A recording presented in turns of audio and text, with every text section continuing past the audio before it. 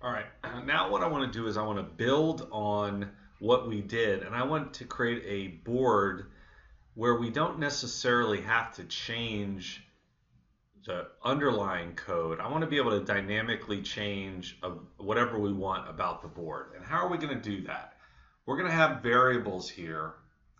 Um, and this generate the game board is not just going to generate the squares, but it's also going to change the height, change the width, change the background image on the board. And so this is just going to enable us to play around a little bit. So let's just create a few things here. Now remember in JavaScript we can create variables. So I'm going to do create board width, and a little best practice is the camelback, right? Where it starts off under, whether it's capital or not does matter in JavaScript. So it's like we're going to do board width, meaning it's a little lowercase first letter, and then the second word is going to be uppercase. It's all got to be one word together, but board width, we combine them, and then we just, in order to remember what we're doing, we're going to have lowercase b, uppercase w. That's called camelback. All right, so we're going to start off with a board width of 1,000 pixels, and then we'll do a board width of height, rather, of 1,000 pixels. And this will just let us play around a little bit. It's worth doing, I think. You know, it talks about some variables. And then we'll do square number. We already have that. And then we want to have our background image, you know, our board image. And we'll start off with world map. Oh, you know what? No, this isn't what we want to do. We already have defined that. What we want to do is we want to have a place on the board where we can change that. So let's create a new div, and we'll just call this our game design form. Game design form. And all we're going to do here is we're going to say number of squares. Now that's just text. That doesn't do anything, right? But what we're going to do is we're going to create an input with an ID called number of squares.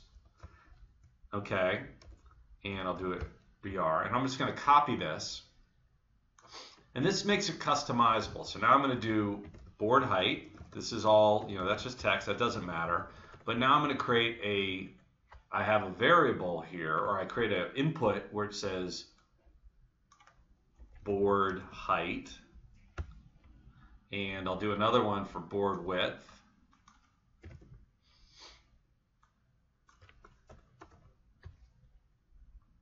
And what that is going to do, and then I'll create a button here on click, generate game board, right? That's the function I have up there. And then I need to call it something. So we'll say update game board. All right, so this is going to let me, when I click on this button, it's going to run this function, which doesn't do anything for us except if we change this, and rather than saying board width is going to be a static number, what if we say board width is going to equal whatever is in board width, the value of whatever's in board width. Now, whatever I type in here is going to become this. Now, that doesn't do anything yet because we don't have it assigned to anything, but let's do that for the other items as well. So we're going to say board height is going to be equal to whatever value we enter into board height, and then number of squares is going to be in whatever we have as number of squares, and that's where the camelback comes in handy, because now it's like, oh wait, what do I call that? Number, and you just always know that you capitalize everything except for the first one, and these are we've already defined. All right, so now I'm going to create some extra code here that says I want the game board, I want to change its CSS, and I'm going to do each one of these as an individual line, although you can do them separately. So I'm going to say height is going to be what? Now I'm going to change the height to be. Do I have to type in board height val? No. This is like, variables are like pronouns. Rather than me having to say Fraser O'Leary, I can say he. So what I'm going to do here is do board height. And then I'll do the same thing for width.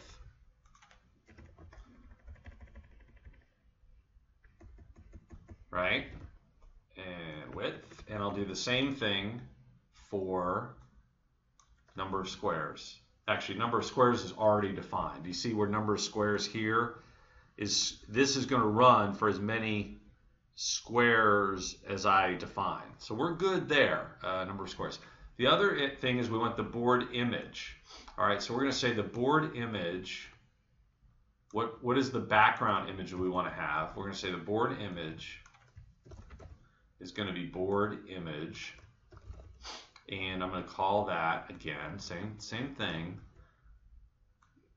All right, and there's one piece here, though, I think. So I can do game board. I think I want to do that as a, let me do another variable here, board image link. Because I think I want to say that this is URL and then put in the board image there.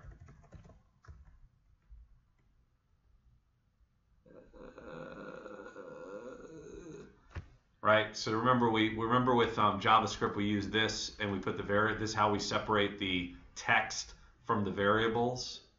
That may have to be. I may need a thing in there to indicate that it's a URL. All right. So where are we? Board image. Board image. Change this to background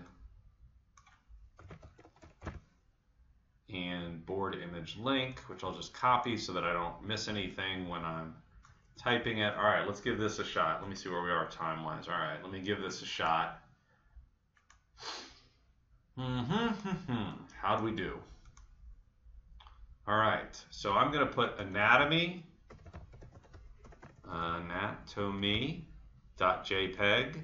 I'm going to have my number of squares be 1,000.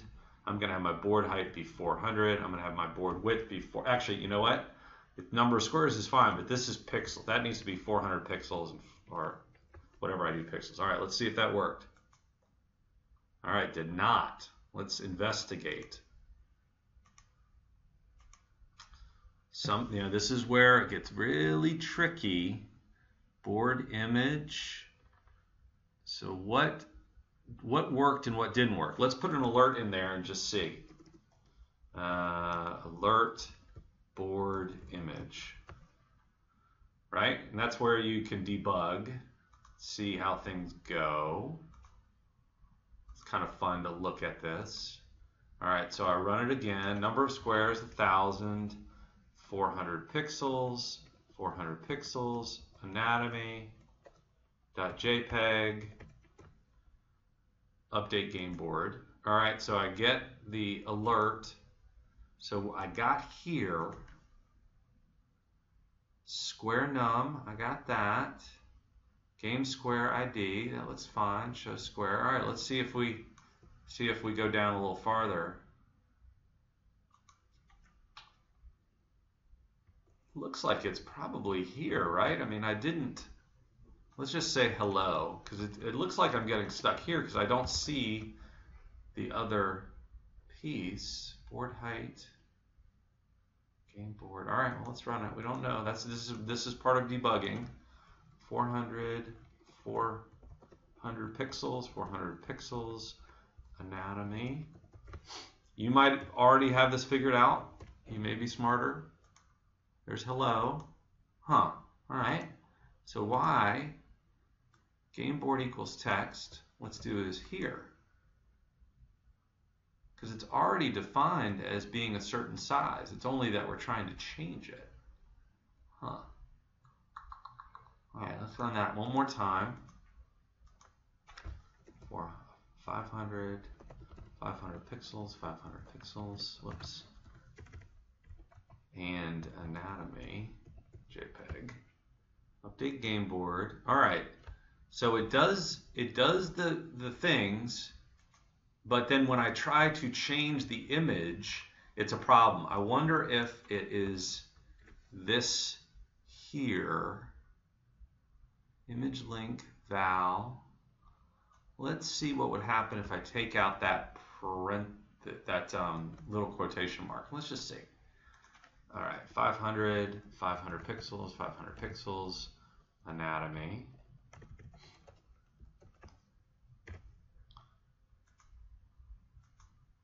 All right, let me pause for a second.